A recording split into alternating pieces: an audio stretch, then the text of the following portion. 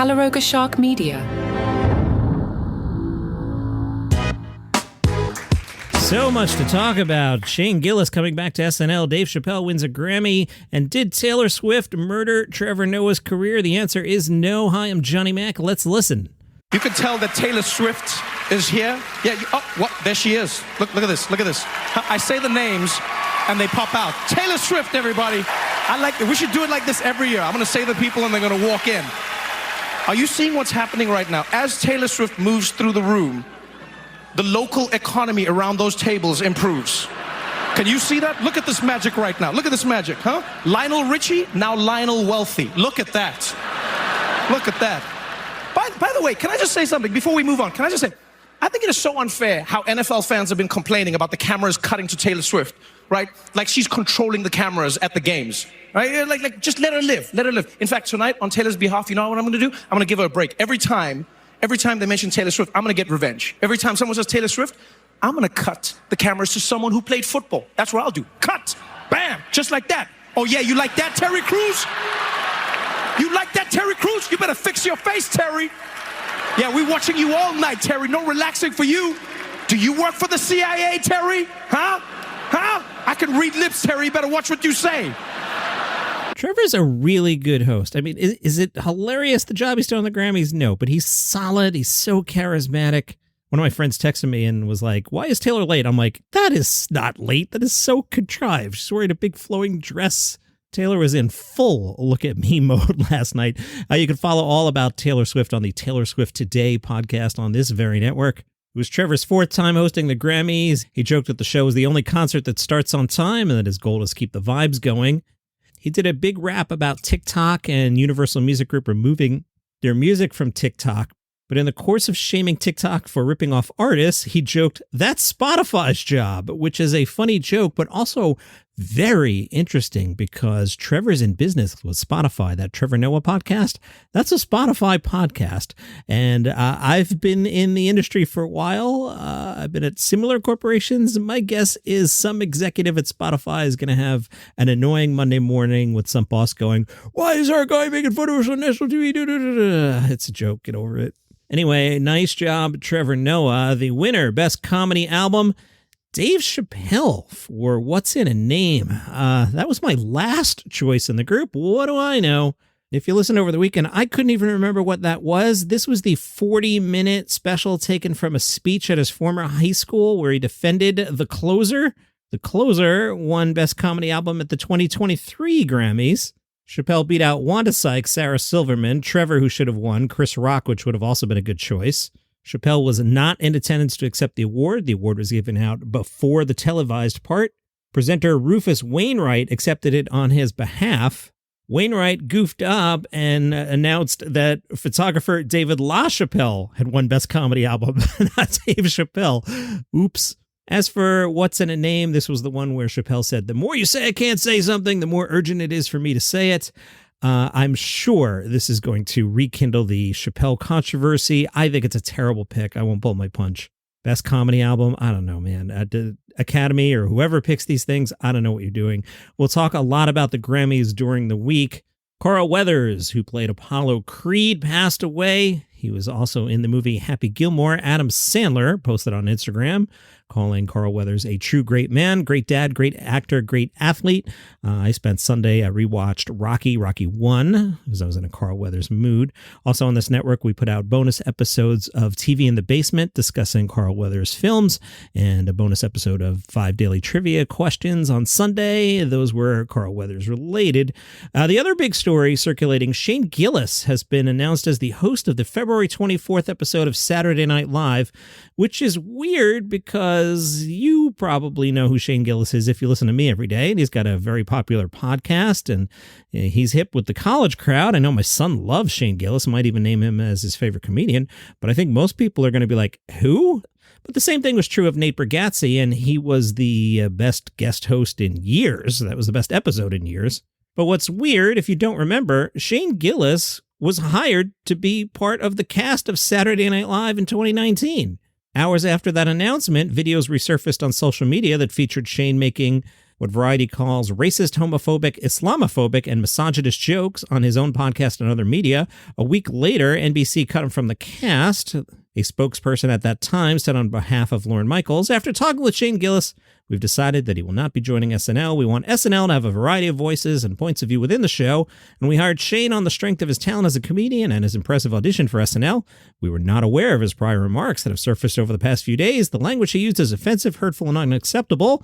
We are sorry that we did not see these clips earlier and that our vetting process was not up to our standard." So my question for NBC and Lorne is, what changed? Are we no longer offended by such language, or is he popular enough that you need him to help your show in a bad year as we head into the 50th? Is it that? Possibly, yes, huh?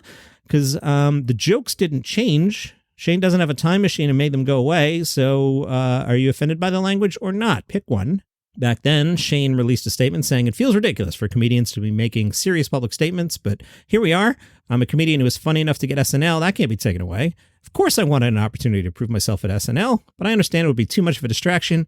I respect the decision they made. I'm honestly grateful for the opportunity. I was always a Mad TV guy anyway." Keep an eye on that one. I'm sure we'll talk about that a lot in the next 2 weeks. As I speak this sentence, it's 8:45 p.m. Sunday night. I'm going to cut here to some stuff I recorded earlier. And if Will Smith gets up and slaps Trevor Noah or something wacky happens, I guess I'll do a bonus episode. The Gazette spoke to Bobcat Goldthwait under the headline, "Living Well is the Best Revenge." They remind us one of the most memorable moments in the history of the Howard Stern show was when Howard and Sam Kinison called Bobcat to end a feud between the two stand-ups. The concept was to bury the hatchet, but Kinison wanted to bury Bobcat. Goldthwait says, "Sam was always talking a lot of crap about me. I looked bad when they did that. I didn't feel like fighting when I was getting ambushed.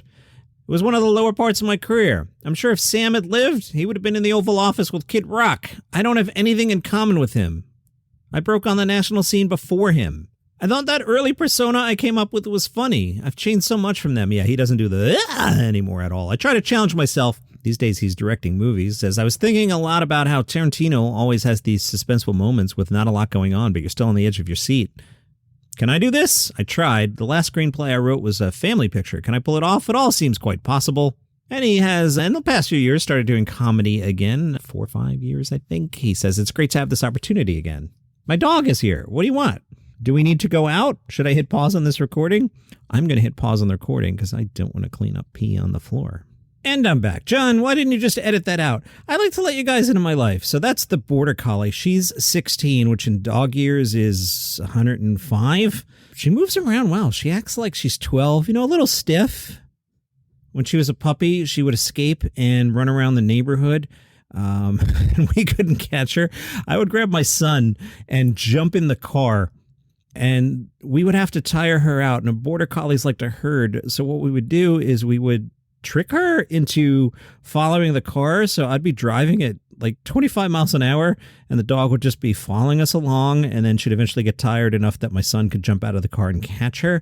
So I can catch her now pretty easily, but she moves around just fine. And if you're curious, she did have to pee. Where were we? Roy Wood Jr. was on Audie Cornish's CNN podcast, and Roy talked about the changing wave of comedy. And he said, "There's more eyeballs on TikTok than any two streaming services you could combine. So is an hour special still the lick? You might be better off taking your hour jokes and chopping that thing down into 90-second chunks and putting it out on TikTok and riding the algorithm to sell out crowds. There's comedians I can name who are selling out stadiums, selling out theaters before they even had an hour special. That's a whole turn on its head. 20 years ago, you do good on Letterman, you do good on Leno. A network likes you, they give you 30 minutes or they give you an hour. Then you could sell a theater." And he talks about how the economics has changed. The self-producing. You might not even need any of these people, meaning companies and stuff.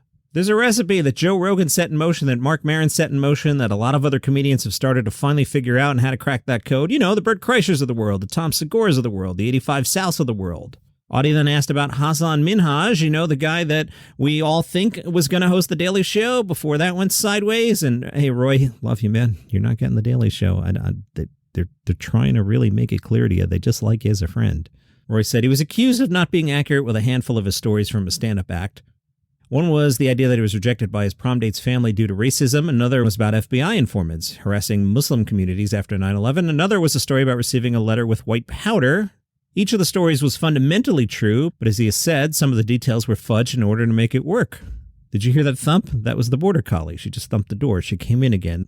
And Roy makes a good point here. He says, if you take Chappelle, and this is a terrible analogy, says Roy, Chappelle jokes, I saw a baby on the corner smoking weed. It's a joke. He's just painting the picture of the ghetto. There's no baby actually smoking weed. I think if he chose to change up some of the story to invoke extra emotion, to get people to pay attention to it, is that the wrong tool? But at the source material, is the racism still there? Is the xenophobia still there? Are all the things he's trying to shine a light on? Do they actually exist? And to me, they do. What happened ticked some people off, especially Daily Show viewers, because for them, there's no difference between desk joke and stage joke, but there is. And so for them, if you're Comedy Central, half these corporations aren't going to bat for talent anyway. But was he ever not factual at Patriot Act? To me, that's the question, because in my brain as a comedian, Desk Hassan nailed it. Did everything he was supposed to do over the Patriot Act. Won a couple Emmys. But if you question Comedy Hassan, then you're going to automatically question The Daily Show Hassan. But at no point did anybody go back and vet anything he said at Patriot Act. Or if they did, it all checked out. This is kind of fun. Fawlty Towers, the John Cleese hotel sitcom from the 70s, has been adapted for London's West End. John has written a 2-hour play based on 3 of the original episodes. Those are The Hotel Inspector and The Germans from Season 1 and Season 2's Communication Problems. If you're not hip to Fawlty Towers, there are only 12 episodes total. That's the way the Brits do things. We now do that over here with Netflix, apparently. I miss 25-episode seasons, don't you? The Germans was in the eye of a storm, says Variety, in 2020, when UK TV removed it as it contained racial slurs. It was later reinstated after Cleese attacked the decision as stupid. If you've never seen the show, the whole point of the show is how stupid Basil Fawlty is.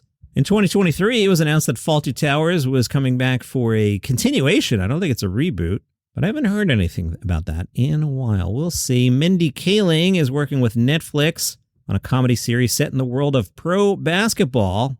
The untitled series received a 10-episode order at Netflix in June of 2021. 3 years? I know there was a strike, but come on, let's go. In Untitled Basketball Show, when a scandal forces her brother to resign, Kate Hudson's character is appointed president of the Los Angeles Waves, one of the most storied professional basketball franchises, and her family business. The Waves? That sounds like a WNBA team. Revisit that. That's a terrible name. Ambitious and often overlooked, Kate Hudson's character will have to prove to her skeptical brothers, the board, and the larger sports community that she was the right choice for the job, especially in the unpredictable, male-dominated world of sports. Brenda Song will star as Allie Lee, the chief of staff of the Waves. That character is said to be born and raised on the south side of Chicago and knows where the bodies are buried. She understands the complex politics surrounding the Gordon family, having known the new owner since they shared a dorm room in college. She's funny, tough, and even the biggest guy on the team is scared of her. This is a train wreck. I can tell already. This is terrible. Can you hear how terrible this is going to be? I know it's Mindy Kaling. Everything she does is wonderful. Drew Tarver plays Sandy, one of the brothers and chief financial officer of the Waves. That character thinks he's the smartest guy in the room and is often right. Hopelessly unathletic and bad at sports, Sandy felt alienated by his family his entire life. He now works hard to prove that he could return the franchise to greatness or at least make them profitable. All right, so he's the stupid male character in a Mindy Kaling comedy. Did you see the Scooby-Doo Velma thing? Watch that and then come back and be mad at me for critiquing this, okay? You go watch Velma and tell me Velma's good, and then come back and be mad at me about my opinions here. Another character is Ness Gordon, the emotionally sensitive general manager of the LA Waves. Ness has an infectious enthusiasm for ideas, both good and bad. Ness is a former player himself who burned out after one season in the pros. Now he yearns for greatness in the front office to make up for his unremarkable career on the court and to impress his siblings. All right. Been developing that for 3 years. It's always punny in Philadelphia. It's the 5th iteration of Philadelphia's Pun Contest, hosted by Helium Comedy Club, February 17th this year. There are 3 rounds. Pundits has competing comedians perform pun-filled routines. Headlines has competitors read madcap news stories and come up with funny headlines. And Pundemonium gives contestants a prompt from a hat and pits them against each other in a pun-off. Winners of Pundits and Pundemonium receive a cash prize and a t-shirt. What happens if you win headlines? You get nothing? Nathan McIntosh is taping a special at the Comedy Cellar in New York City today. The 800-pound gorilla says, energetic, loud, and always funny. Nathan McIntosh is becoming one of the names to know in comedy. Solar Opposites has a Valentine's Day special. Solar Opposites was so good until they changed the voice. I understand why Justin Roiland had to go, but the new voice is terrible, and the last season was not good, and I didn't make it all the way through. Sorry, guys. Used to love you, but I get it. The new special is called An Earth-Shatteringly Romantic Solar Valentine's Day Opposites Special. The teaser shows the aftermath of a war featuring attacking parrots, galactic satellites, and the Solar Opposites attempt at saving love. You'll find that on Hulu today. And at the Comedy Cellar in Rio, so not the one in New York City, the one in Vegas, they have a showcase tonight. Greg Rigel, Jenny Zagrino, Tom Rhodes, Matt Richards, and Mark Cohen, 7 o'clock and 9:30. Steve Martin is the subject of a new 2-part documentary. It's called Steve. It'll be split into 2 halves. The first part is chronicling Steve Martin's upbringing and years in stand-up. That's the interesting part.